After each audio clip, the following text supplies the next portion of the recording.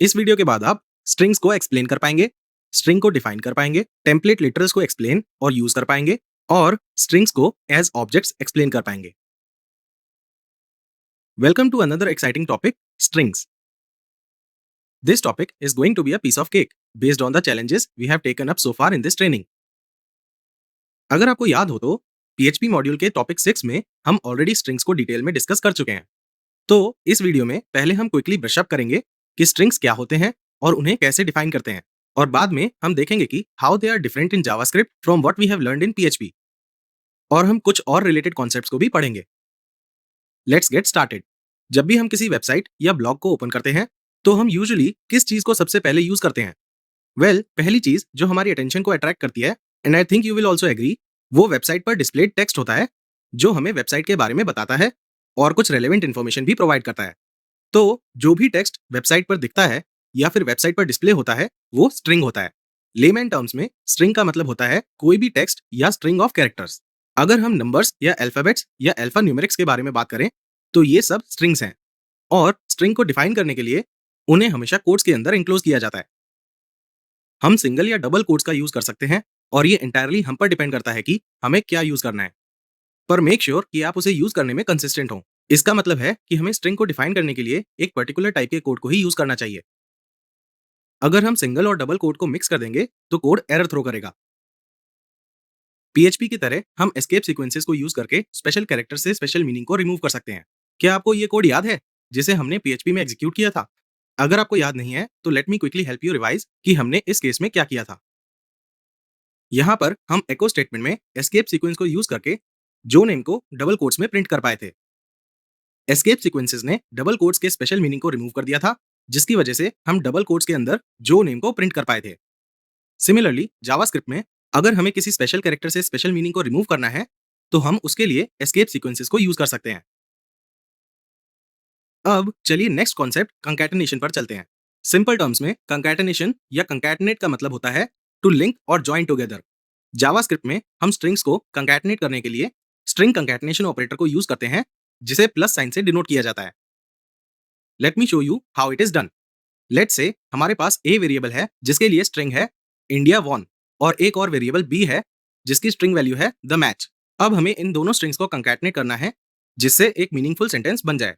तो हम तीसरा वेरिएबल सी लेंगे और ए और बी वेरिएबल्स की रिस्पेक्टिव स्ट्रिंग वैल्यूज को प्लस साइन यूज करके कंकैटनेट करेंगे। फाइनली हम सी वेरिएबल को प्रिंट करेंगे। चलिए आउटपुट को चेक करते हैं। तो हम देख सकते हैं कि स्ट्रिंग्स कंकैटनेट हो गई हैं। वॉन और द के बीच में कोई स्पेस नहीं है, तो हम यहाँ पर स्पेस को ऐड कर सकते हैं जिससे आउटपुट और ज्यादा क्लीन लगे। तो ऐसे हम स्ट्रिंग्स को कंकैटनेट करते हैं। अब चलिए एक और इंटरेस्टिंग कॉन्सेप्ट पर चलते हैं जो है टेम्पलेट लिटरल्स। इससे पहले कि हम ये देखें कि टेम्पलेट लिटरल्स क्या होते हैं और उन्हें कोड में कैसे यूज किया जाता है, चलिए ये समझते हैं कि इनकी जरूरत क्यों है। यहाँ पर हमारे पास एक वेरिएबल नेम है और उसकी स्ट्रिंग वैल्यू है जो। हमारे पास एक और वेरिएबल एस है और उसकी स्ट्रिंग वैल्यू है हेलो नेम, और नेक्स्ट लाइन में हम एस वेरिएबल की वैल्यू को प्रिंट कर रहे हैं। अब जब हम कोड को एग्जीक्यूट करेंगे तो आउटपुट हमेशा हेलो नेम को शो करेगा, क्योंकि वो नेम को वेरिएबल की जगह एज अ स्ट्रिंग रिकॉग्नाइज करेगा। इसका मतलब है कि हम स्ट्रिंग के अंदर वेरिएबल को प्रिंट नहीं कर सकते हैं।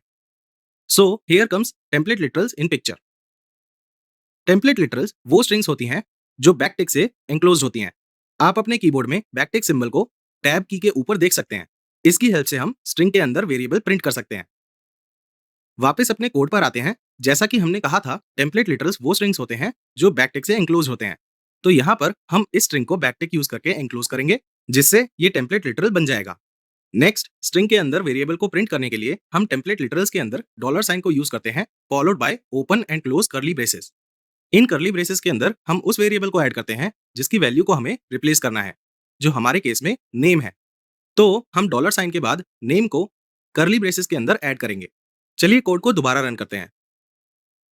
Here we go. हम देख सकते हैं कि हम स्ट्रिंग के अंदर वेरिएबल को पास करने में सक्सेसफुल थे।